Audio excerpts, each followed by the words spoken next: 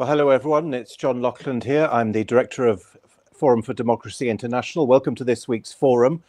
Our subject this week is technocracy. Technocracy has a very ancient history, unfortunately. Plato in the Republic in the 5th century wrote about philosopher kings.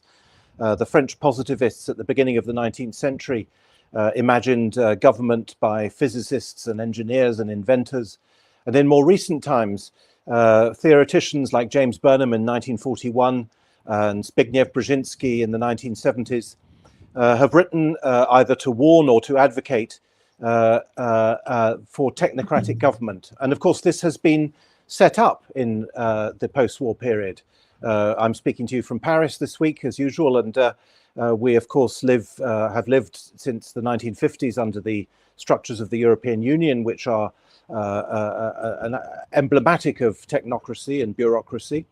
But of course, the problem has grown way beyond Europe since the 1950s and now encompasses the whole world, with the United Nations taking an ever greater role in world affairs and an ever more technocratic one. And we're immensely honored and pleased to be joined this week by Patrick Wood, who has written no fewer than 3 books on technocracy. He's devoted his life to technocracy. Patrick, what led you into this, and tell us what you've written? You know, I studied globalization in the 70s and the 80s with a Brit, actually. His name was Professor Anthony Sutton. Oh, yes, absolutely. And he wrote a lot about the transfer of technology from the West to the East, and he had several popular books after that as well. And that's where I cut my teeth, studying the Trilateral Commission in particular in the 70s. And when I got through the phase of my life when I was raising my kids, had to make money, etc., I dropped the studies of Trilateral Commission. And when Sutton died in 2002, I discovered all of his research was destroyed. Really sad event for me, for sure. I shed tears, literally. But I was in possession of duplicate research at that point. And so I had to pick up and, take the torch forward. So 2005, I ran across this concept, the historical concept of technocracy. I've never heard it before in my life. And I thought I knew something about American history. Apparently I didn't, but not as much as I thought. So when I saw technocracy, it immediately struck a chord with me because it was an economic system. And that was my background. I studied economics in college, and then that's what I hooked up with Anthony Sutton based on my knowledge of economics. So I discovered there was never another economic system in the history of the world that's been created from scratch. And when I understood what the Trilateral Commission was talking about incessantly in the 70s, they wanted to create a new international economic order. That was their phrase. It was all over their literature. And we didn't understand that at the time. Without understanding technocracy, you couldn't understand what they're talking about. A new economic system, a new international system. Well, putting it together with technocracy was an easy fit for me, especially when I went back and read Zbigniew Brzezinski's work, Between Two Ages, America's role in the technotronic era. Yeah, absolutely. That was a big tell for me. And then when you have to understand where Brzezinski was studying, where he's working at the time was at Columbia University. That's where technocracy started in the first place in 1932. So you've mentioned the Trilateral Commission. Perhaps not all our viewers know what it is. Perhaps you'd like to start from the basics and then explain what is the new order, what is the new international system that the Trilateral Commission wanted to create. Exactly. This is easy to understand and it's hard to understand on one hand. Number one, the Trilateral Commission was founded by Brzezinski himself and David Rockefeller, the money bag, and together it's kind of an odd combination of people, right? You have the beauty and the beast, sort of. So Brzezinski brought the intelligence angle, and Rockefeller was just out for the money, basically. But the thing that they were focused on was, at least Rockefeller was focused on, was resource acquisition. He had a problem with money at that point. He's chairman of Chase Manhattan Bank. He understood that eventually their money would be going up in smoke. And in his mind, this is my conjecture, I think he was thinking, I have to get my hands on the resources directly. So then it wouldn't matter what kind of an economic or a money system you would have at that point. So his interest was maybe divergent from Brzezinski, but they were bedfellows. And so we see going forward from this new economic system, it was, well, the effect of it has been to sequester resources of the world into like maybe a global common trust or something. That's not the right term to use here, but there's been a decided combining of resources through the UN, through nation states, et cetera. And basically the people have been stripped of their property rights along the way, and companies as well. So having said that, the perfect way to get the resources into your control, technocracy provided the mechanism for that, because that's what they said. That's what they said in 1934 when the technocracy movement was started in the United States. They said specifically, there will be no property rights for anybody. They wanted to take all the land, all the resources, manufacturing resources, everything, and take it away from the people and put scientific algorithms, if you will, to balance the whole thing. And they wanted to give people energy credits instead of money. They wanted to get rid of money. They wanted to get rid of a political system altogether. And this is a crazy idea. It got rejected, by the way, by the 40s for sure. But these were radical ideas. No property rights, no political system at all, just being the whole system run by engineers and scientists. Well, this is what we saw when Brzezinski and Rockefeller got a hold of it. They immediately gave it to the United Nations. United Nations took with it. They spread it to the world. You had the Rio de Janeiro conference in 1992 that produced Agenda 21 document that was all about resource allocation. And even today, you see, the scientific management of all the resources in the world, climate change, doesn't matter what it is, really, whatever the excuse is, it's all been about resource acquisition. So, and then, when you talk about resources, are you talking about primary resources, energy, yes, food, things like that, land, or are you talking about financial resources, human resources? Mainly the primary ones. This is an interesting concept here. The humans were not considered resources in a sense before 1992. Yes. You ask anybody on the street. It's a horrible phrase, human resources. It's a sinister phrase. Exactly. And so when you talk about resources or biodiversity, for instance, before 1992, you think about, well, the species in the forest and the trees and the types of tree lizards or whatever, and that's biodiversity. Well, they changed the definition in 1992 specifically to include human beings. So all of a sudden, human beings are put into this mix of resources to be managed by the technocrat class. And now, you've mentioned the Trilateral Commission, which dates from the early 70s, as does Brzezinski's book. And then you mentioned the Rio de Janeiro summit in 1992. But surely the United Nations, if that's what we're talking about, is a long way behind, let's say, the European Union.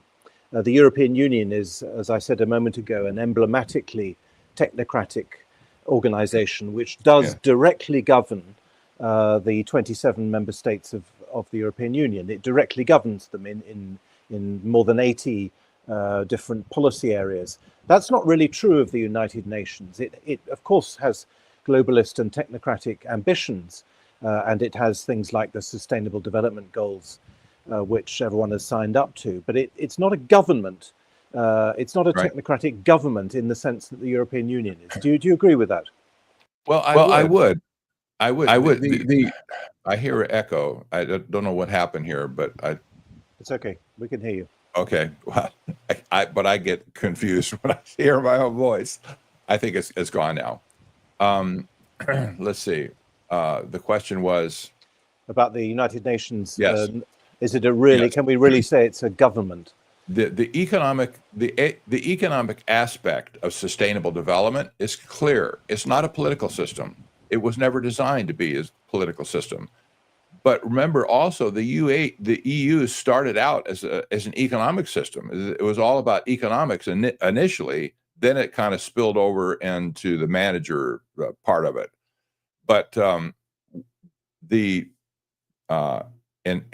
1974, that was just 6 months after the Trilateral Commission was formed. David Rockefeller apparently fed the whole doctrine to the United Nations, and they released a general resolution. It was called, I think the number was 3201. You can look it up and see.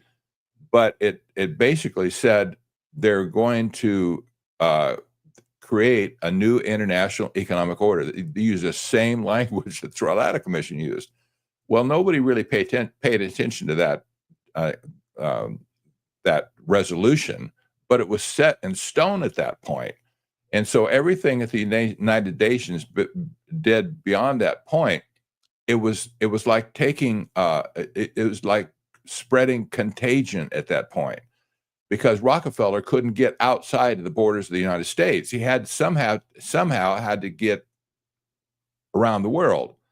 So when the United Nations set out to create a doctrine that would spread to the whole world, it was spread everywhere pretty much equally. The United Nations, or excuse me, the European picked up their portion. Other countries around the world picked up their portion. You have all these NGOs that went out and spread the joy, if you will, of sustainable development to all the cities of the world and the states of the world. South Africa has it. Countries in Africa have it. South America, certainly Canada, the United States. It's infiltrated all these companies or countries with this doctrine of sustainable development. And it was also all about resource management. So the new economic order that you are referring to, and that these various documents and initiatives have wanted to create, is the expropriation, you say, or the centralization of resources. How does this happen concretely? Wow. Well, in the United States, for instance, our federal government here, without any constitutional authority to do so, owns something like 33% of the landmass of our country. They said, well, this is all the public land. Well, the public can't do anything with it, but the government can. But this is an example where the government over time has basically swiped land from the states and from individuals as well to build this huge portfolio of real estate, and is just sitting there, basically off limits for anybody else. The United Nations went around the world, by the way, to create heritage zones all over the place. And so when countries got into debt with like the World Bank and the IMF, a proposition, the United Nations came along and said, well, we can arrange for you to be forgiven the debt, or at least the interest on the debt, if you just give us this tract of land over here, and we'll set it aside as a heritage zone, and we'll manage it for you further. And so, this was a sleight of hand, but so many countries now have been nonplussed by this whole thing. They've lost control of that resource at this point. Nobody can touch it. And the United Nations says, no, that this is for future generations. Well, we see this all over the world. I think every country in the world has experienced this heritage zone scheme. Then you have other organizations roaming the world. People like what's a Nature Conservancy, for instance. They're active everywhere to take co-opt farmers and ranchers to giving their land up before they die because their kids don't want it. They say, well, your kids aren't going to follow in your footsteps, whatever. So the farms and ranches are being put in trust. When the farmer dies, it gets turned over to the Nature Conservancy, which they'll take it and sell it to somebody else at that point, maybe a government, maybe some other entity. But you can see all of these things together point to resource accumulation. Go ahead, Jam. I was going to say this was actually highlighted in a film in the early 2000s. John, I don't know if you saw it. It was called Zeitgeist. And I remember at the time, nobody actually took it seriously. And it was precisely about what we're seeing now and what Patrick's talking about. Yes. You're absolutely right. The Zeitgeist movement, well, it wasn't maybe a movement, but it was a big thing for a while. This was just technocracy on steroids. And it's the same stuff. I remember that what was the guy, Jacques Fresco, I think it was. He danced with technocrats in the day. He split with them because of, I think, maybe personality issues, not substantive issues. But he went out on his own to do his own thing, and that's what the Zeitgeist movement was all about. Basically, just technocracy and another wrapper. Just quickly, for clarity, some people speak about stakeholder capitalism. I mean, it's pretty much the same thing, isn't it? It is, and it when you consider that the legal system has been changed purposely away from what we used to call in the United States the rule of law. There's been another legal system for sustainable development that's been overlaid on sustainable development. The United Nations has made this very clear, and it's called reflexive law. Reflexive law is not law in any sense of the word. Maybe it's kind of more similar, perhaps, to mercantile law once upon a time when the shipping companies rule the world, and they just made their laws as they went along. But reflexive law is a new thing just for sustainable development. Well, reflexive law takes all of these stakeholders and brings them to the table in a legal dispute. So a farmer, for instance, if he gets tagged in America with this new concept, he'll be taken to court. Somebody will take him to court, maybe an NGO, maybe the government, maybe a landholder, whatever. But then they'll bring all these other people to the table. Maybe the Indian reservation, the NGOs will weigh in on it. Maybe somebody that's raising wolves or something will get in the mix and stuff. And they'll all get together and they make decisions on what this farmer or rancher should do with his own land. This is forcing a solution on to a landowner and this is not the way it used to be. If you broke the law, okay, you broke the law. You're going to pay a penalty for it. But now the law is set up to bring all these stakeholders to the table. This is what Klaus Schwab was talking about in the first place. Stakeholder capitalism means every Tom, Dick, and Harry can get into they can noodle into your affairs and change your outcome for the future. This is not. Nobody likes this on the ground. Nobody likes this. So the people, well, the farmers and the ranchers in America, for instance, they've all been slaughtered by reflexive law, and they never saw it coming. But they're starting to understand now. But this has spread all over the whole world at this point. Crazy. Catherine Austin-Fitts refers to it as the central or the digital control grid, and she'll use examples like digital ID and CBDCs, which are, they do exactly what you just said. They creep into your personal life. Yes, exactly. Everybody wants a piece of you. That's the bottom line, right? Everybody wants a piece of you all the time. And but at this point, Patrick, we sorry. fend it off, but they just keep coming back. We want more of you, more of you. What I was going to ask is, in your opinion, what is the ultimate agenda? Is it sinister, or is it genuinely trying to make life better? That's a good question, actually. Some people think, well, some of these people, their head is in the cloud, and they don't, they think they're doing a good thing. I'm sure there's people like that, especially on the lower echelons. They have a job, they're getting paid, they're happy, they're raising the family, whatever, and they're probably just rocking along and don't have a clue what they're doing. I'm convinced, however, the people at the top know exactly what they're doing. This is unmistakable. I'm not spinning a satanic theory at this point. This the unseen hand sort of thing. But you see, for instance, people like Peter Thiel. You can do a case study on him and find out how this guy's mind works, and it'll scare you to death. But this is a guy who's a master. He's a master planner, strategist, and he's not like other people. He's a technocrat, for one thing, but he's been setting the stage for his game at least for 25 years at this point.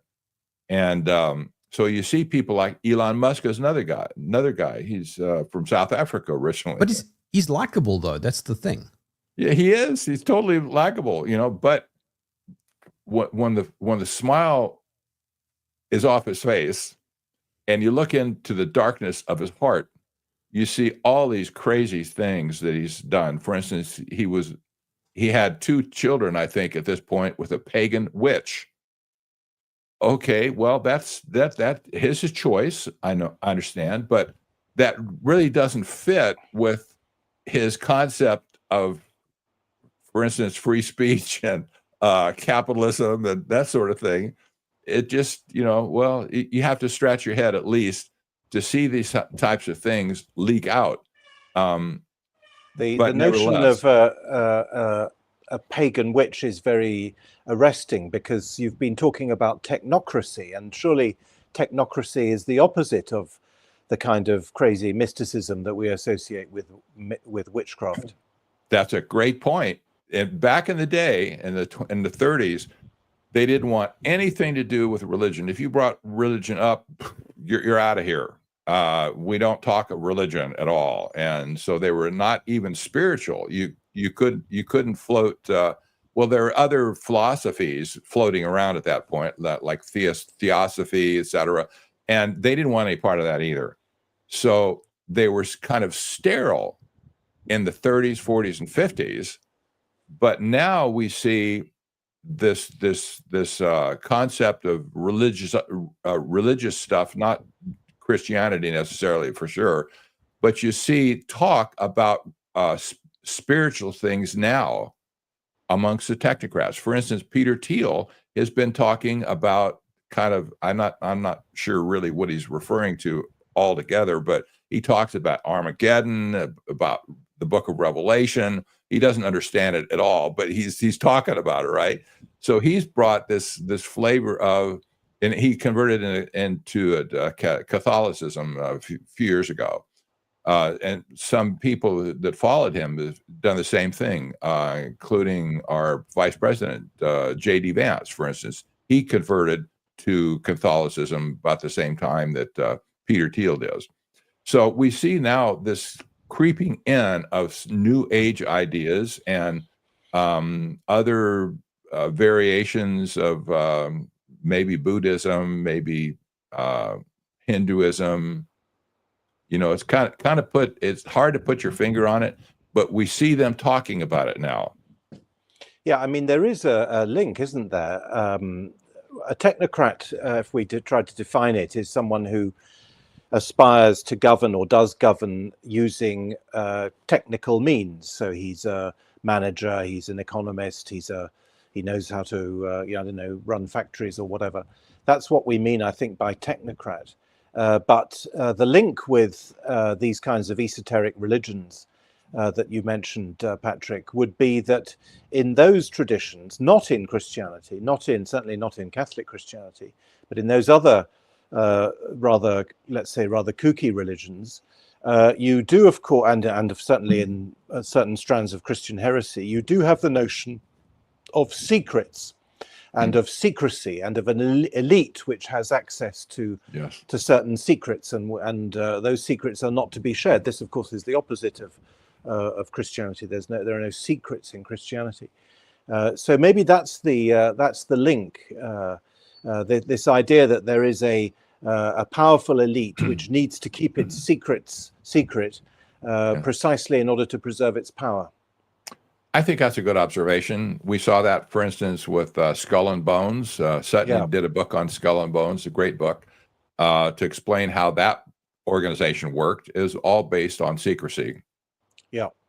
Skull and Bones being as I understand it, a sort of a fraternity, a student fraternity body, but whose members, I believe, then stayed in close contact with one another long after leaving Yale or wherever it was they went. And most U.S. presidents. Yeah. They've had a huge influence. They're not the only one, but they in particular had a huge impact on America. Patrick, I'm not entirely certain how to ask this question. When you talk about technocracy, you're not so much talking about individuals. I know we've spoken about Klaus Schwab and Elon and so on, but is it more of an entrenched framework, a system that has taken hold and people can just move in and out as they please because the system has embedded itself? That's a good observation as well. Parag Khanna, the global scholar from Singapore, he's the kind of a darling of the global elite at this point. Young guy. He reminds me of Zbigniew Brzezinski, honestly. He wrote a book called Technocracy in America, in 2015, I think it was.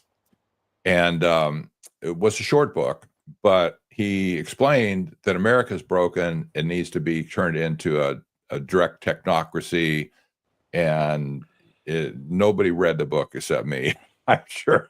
But I had to have it. I bought the first copy, I'm sure, off of Amazon.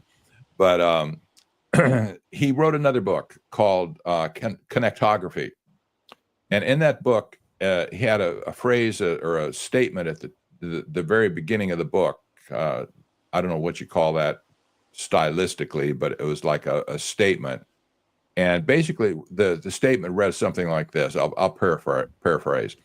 We're building this global order without a global leader. The system itself is the thing. The system itself, that's what they were building. So this was a clear statement, exactly what you're talking about here. It was a system. It was designed to be a system of thought. And when you consider all the moving parts of that system, it's all run by the ideology, if you will, of technocracy, but it's an economic system, not a political system. This is where people get. I think this is a very good. Sorry, go on. Yeah. Well, I just said this is where people get tripped up, thinking it's a political system when it's not. It's an economic system, an ideological system. But it may have, an ideological. But surely it can have a political dimension. But I think what you're saying, Patrick, and this is absolutely fascinating, is that, as what was implicit in Jerem's question, is that it kind of runs on autopilot. There isn't a pilot in the cockpit. There's not one pilot. Yes. Klaus Schwab is not, ruling the world or whatever. But instead, there is a system which can run, not of course completely on its own, but which does not require a central single controller. And this is a point which is made very impressively by a writer you probably know, Patrick, called N.S. Lyons. Do you know his essay, The China Convergence? I don't, but I liked it. I liked it. It's free online. It's a long essay, 70 or 80 pages long. It's on Substack. The China Convergence by N.S. Lyons. And he talks about managerialism. He doesn't use the word technocracy, but it's obviously very close. And at one point in this very long essay, he develops it in there are many aspects to the essay. It could almost be a small book, actually. He does address this issue of the system and argues that systems of this kind, a little bit like in a corporation, in a company. I mean, of course, a company has a boss, so the analogy doesn't hold completely. But in a company, people, so salaried employees of the company, spontaneously generate norms and spontaneously undertake actions with a desire to please their boss, and also with a desire, no doubt, to sideline their competitors within the organization. And I think we can all instinctively understand this process by which you generate, as it were, a norm for your own self-advancement. And he uses this analogy to explain how he thinks the system works. People generating norms themselves in order to reinforce, to pursue their own self-advancement, and the system then either accepts or rejects these norms to the extent that they reinforce or weaken the system. If they weaken it, then obviously it rejects them. Mm-hmm. Yeah, that's a good point. We see this onslaught of AI these days, especially in our government. It's just taken over every aspect of government operation in our country. When you see AI taking over, you see the controllers setting it up in the first place. But once it gets in place, it can pretty much run autonomously without necessarily, maybe tweaking it here and there. But once it's set up, it can do all of this stuff automatically via algorithm. We mentioned religion and mysticism a moment ago. Patrick, your latest book, as I understand, is about transhumanism. Now, you've just said something about AI. Again, these are subjects I'm very interested in. I give lectures on because transhumanism has like technocracy, has quite a long history. It's only recently that it's actually been put into operation, but people have thought about this for a long time. And in fact, frankly, people have dreamt of transhumanism since at least the 17th century, if not earlier. But there is, of course, a theological dimension to transhumanism. Do you think that's relevant? Do you think that the interest of these people in changing human nature, in making people, as somebody said at a round table in the World Economic Forum, making the difference between man and machine disappear, or making it possible for people to live to the age of 150 and things like that? Is this an ideological link, or is it an accident? No, I think it's linked together. I really do. It's kind of hard to put your finger on it, but it seems to me that it's linked together. Let me let me tell you about my opinion, I guess, at this point, how these two movements merged. I didn't see any flavor of transhumanism in the 30s and 40s, for instance. But since 2000, especially, when this body of science began to kind of converge, in fact, it was called convergent science, where you have nanotechnology, information technology, cognitive science, and biological science. And when that whole sphere of science merged together, the transhumanists were not literally, but they would rejoice in the street because now science has come to save them from their thoughts. At that point, they had no possibility of achieving immortality. Before that, it was just smoke and mirrors. Yeah. But science backed them up. So all of a sudden, the technocrats and the transhumanists were rubbing shoulders in the same labs, in the same venues. And certainly along the way, they got the idea that they needed each other at that point. That's why I call them the evil twins. They're Siamese twins at this point. So when Klaus Schwab talks about the Great Reset, that speaks of the economic system and maybe political as well. But when he talks about the Great Reset, that doesn't take people into view, but the system. So I think this in their mind, they conjured up this idea that we the people, humans 1.0, that we the people were responsible for wrecking the old system. Yeah. So they concluded, well, what we need to do if we're going to have this new system, we have to have new people to dump into the new system so it will work. This is where transhumanism just shined at that point. Whoa, now we can, and Klaus Schwab said, he used that phrase, humans 2.0. You know, we can just change the genetic code of everybody on planet, make them suitable to live in this new utopia. Yeah, Yuval said humans are hackable. Yes. So many people have said this now. But yeah, Harari was the first. Harari. I know. This guy's off the wall. You're talking about Yuval Noah Harari, just in case our viewers don't know him. Yeah. Yes. Patrick, if the whole thing is a framework, it's systematic, as we were talking about earlier, autopilot, then how much of it is emergent and how much of it is by design? Well, at this point, you have to say it's by design. Let me just throw another aspect of this in.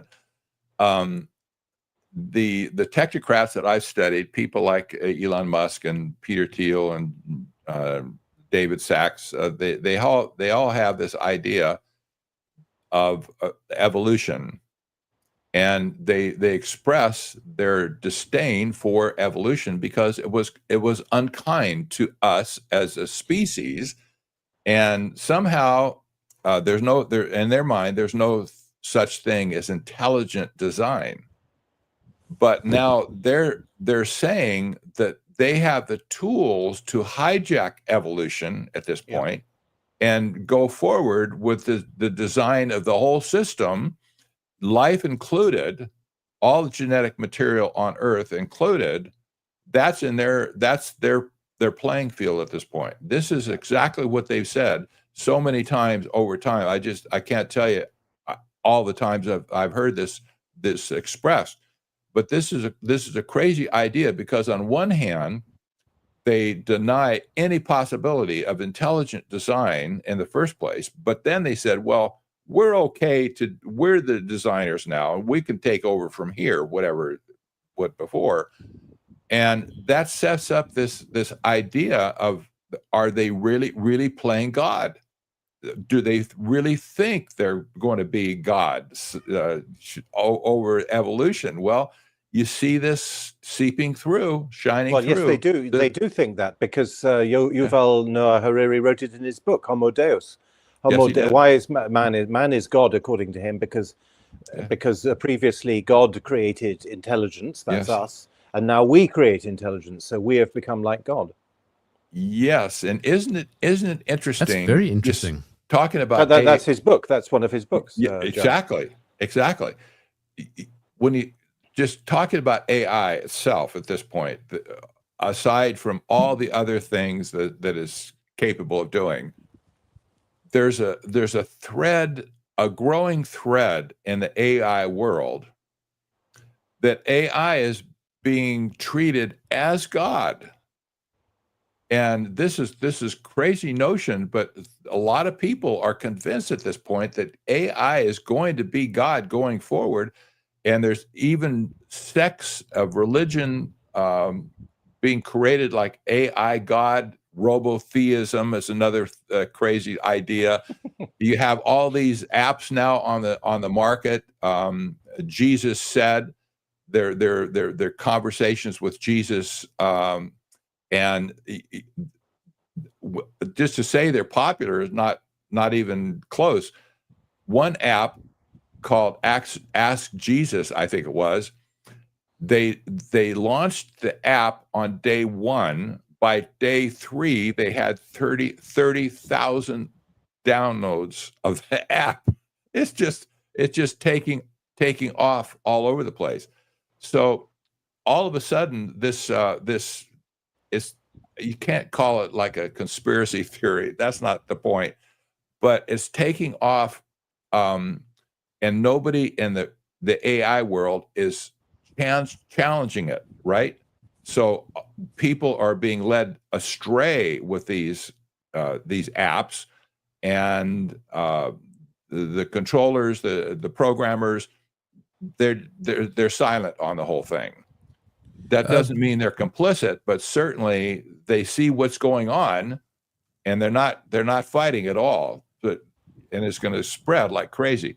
So there's another avenue of spiritual thought coming into the whole mix. Patrick, you said years ago, when you and I first spoke, that sustainable development is essentially the technocratic agenda of them all. And that stuck with me. And I find that is a great way to chat to people who very quickly dismiss this kind of conversation, because sustainable development is a real thing. Agenda 2030 is a real thing, and these are interlinked. And all you have to do is simply look at what they are. But the problem is that they look good. I mean, Patrick, do you really want poverty to be sustained? Do you really want a world with hungry people? I mean, these are the catchphrases that they use. We're going to eliminate hunger. And so if you say, well, hold on, they go, well, what's wrong with you? You're right. This has been the pitch of the ages. And if it was true, I would say go for it. If you really think you can erase poverty, go for it. But they've never done it. They'll never do it. And in fact, poverty is worse today than it has been in history. So whatever policies they put in place, people have not gotten rich off of it. They got poorer. This I have to go back to Agenda 21, 1992. There was a book written by 2 participants at the Rio conference. They went in good faith. One was an environmentalist, another was I think a journalist. And they went in good faith thinking that they would get some relief on the development issues and stuff that were going on in the world at that point. And they came away very disillusioned. And they wrote a book called The Earth Brokers. And in their book, they made the claim that the rich will get richer, the poor will get poorer, and all the resources are get stopped in the meantime. And this was so prescient. I'm sure this book was never a bestseller. I bought it. When I saw what it was, I said, I have to get this book, but I'm sure it was not a bestseller. But they saw through the Agenda 21 agenda, what everything was proposed with Agenda 21 and the biodiversity treaty that the convention was going on at the same time. So here you see that was somebody on the other side saw that it was disingenuous, and there was something really, really cracked going on, and I think they spotted it. And this has been the same thing ever since. I don't care what benefit they ever trot out. There's an agenda behind it, a dark agenda behind it to control the masses of people in the world. I liked your earlier answer, the answer you gave at the beginning of your reply now to Jam very much, Patrick, when you say, yeah, okay, let's go for it, but they don't do it because they can't, and in fact they're making things worse. I think my reaction to these, I was just looking it up, to these goals, Germ, is that they are so open-ended that they can only be a program for infinite world government. When you see things like good health and well-being, well, obviously everyone's in favor of that well-being. Everyone's in favor of well-being, but it's so open-ended that it can't possibly be a policy goal. It's simply a progress. It's simply a way of saying, give us more power, decent work and economic growth. Well, what's decent work? I mean, these things are so vague. So yes. I think that's one way of responding to them. It's simply a grab for power. But I also like what Patrick said, because this again, you mentioned the Great Reset, Patrick, the book that Schwab published in 2020 at the time of the COVID pandemic. He co-wrote it with one of the people who works for the World Economic Forum. It was a complete cut and paste job, by the way. The book is of no substantial interest at all. It's just the title was a good title, or even the title wasn't new, as it happens. But this guy, Thierry Mallaré, the guy who co-wrote it or wrote it for him, was in charge of risk assessment at the World Economic Forum. That was his job. He was supposed to, assess various risks that the world faced. And guess what? In 2020 or 2019, the last year that they did the risk assessment before COVID, they put pandemics and health crises about 10th in the list. The most important source of risk was climate change, and then it was, I don't know, terrorism, and then it was geopolitics or whatever. There were literally 9 or 10 things before we got to pandemics. And whatever one's take on the COVID pandemic, the fact is that surely shows that in his own terms as a technocrat, this guy Mallaré got it wrong, because he should surely have put pandemic number 1, since it was the thing which crashed the world economy and then paved the way for a great reset. So there's a huge mismatch, isn't there, between, as I think we all know, by the way, trying to use almost any kind of technology. It often breaks down, it doesn't work, it doesn't live up to what it's promised to do. Try getting an internet connection in rural France, for example, or in South Africa. I expect it's probably just as bad.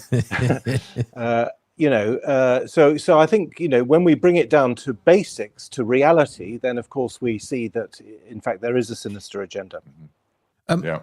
If the UN is driving sustainable development, it has buy-in from almost 200 governments. Patrick, which world leaders, in your opinion, are technocrats? Let's start off with the most obvious. Is Trump a technocrat? In my opinion, yes, but not of the flavor of Peter Thiel or Elon Musk. Why do you say he's a technocrat? Why do you say he's a technocrat? Plutocrat, surely. Yes, sir. Yeah, exactly. He's not technical himself. I think he has a smartphone probably, but he doesn't use it. He doesn't type his own emails. He reads things on paper, not on the screen, etc. So he's a deal maker. You can see he's marching to a different drum, I think, a drum beat than most Americans. But he's been captivated by all these technocrats around him. At least you can say that.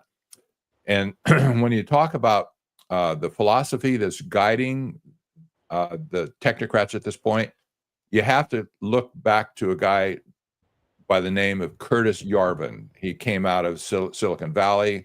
He was sponsored by Peter Thiel, by the way. So Peter Thiel called him his house philosopher. But the philosophy has gone all over the place in Silicon Valley, and it's kind of a quasi-political, but it posits that what we need to do is create a monarchy and make Trump the monarch, not the president, but a monarch. So they want to run the whole country as a startup corporation, and they want to have an autocratic dictator, if you will, a monarch to take all the heat, make all the shots, whatever, and just run everything.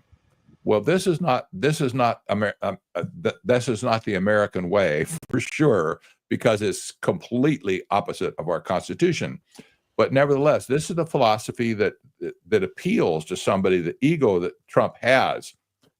You can see, well, hey, I'd be a great monarch. If you want to make me the monarch, I'll be perfect for the job. Well, he kind of fits. But when you look at this crazy philosophy that's infiltrated the technocrat movement, they're not promoting the good in America for sure, and they're promoting something that's completely anti-democratic, anti-capitalism, anti-everything that we stand as a people. And even we could say the whole thing for the West as well. So all that to say, yeah, he's a technocrat of that sort. He's complicit on everything he's doing to support them with their all their initiatives, like the building the data centers for AI, getting all the regulations off of AI in the first place, letting go free. You have people milling around him like Mark Andreessen, the original pioneer of the internet, talking about we need to have everything accelerated. He talks about this concept of accelerationism. Nobody knows what that is in the public, but it's evil stuff, because it says basically we need to accelerate everything until it breaks, and then we can pick up the pieces and put it all back together again. This is not what you do with a country as big as the United States. This is crazy talk. But these people they have blinders on, apparently. They can't see the outcome where this is going to take society and civilization. It's going to take it over the cliff. Eventually, it's going to break into 1,000 pieces if we don't stop it. This is sort of an addendum to my earlier question, but Patrick, what do you think drives them? I mean, do you think Thiel or Yuval or Schwab wake up in the morning thinking that they're evil? Probably not. I mean, most people don't wake up that way, I'm sure. But some do, I'm sure. What can I do to somebody today, really screw them up? Maybe. That's probably not in their mind, but they're deluded. I can certainly say that whatever their mindset is totally deluded. I made this charge against technocracy in the beginning of the whole movement. When you adopt a mechanistic worldview, that everything in the world is just a mechanism. It's just you have to find out the cause of how everything works, and there's no divine inspiration behind it. Just throw all that stuff out. The mechanistic worldview always ends up in the same place. And you see this in the writings of, for instance, C.S. Lewis in the Abolition of Man essay that he wrote. When you study nature, the more you study nature with a mind to master it, yes, in turn, it masters you. And you think you're mastering it, but it is going to master you in the end. And that's when he concluded, well, this is the abolition of man. Not that human beings are going to die necessarily, but it's the abolition of the manhood, the man part of man, right? And you see this everywhere today, that humanity, well, the charge is technocracy is anti-human. I can go with that because it is, and it's also anti-civilizational as well because humans make up civilization. So this mechanistic worldview is still with these technocrats. They don't have any other view other than that. So if we're just a bag of atoms randomly put together as molecules and build into tissue and brains, and now here we are. If that's all there is, then they have the right to meddle with all of these things. This is where the rub comes in. For instance, how could people like Albert Bourla, for instance, the head of Pfizer, and the other companies that promoted the shots along the way, how could they think that it's okay to somehow force the world, 72% of the world population, into taking this shot that has never been tested in its history? Who would think that that's a good idea just to change humanity at large because it's a good thing, a good idea? What kind of a mindset would think that's a good thing? Well, maybe they're not thinking they're evil when they get up, but by noon, they're doing evil things. And it's well, we see it all the time. I'm sure you could look at Peter Thiel, especially. This guy's he has I think he has a dark agenda, and he's been at it for a long time.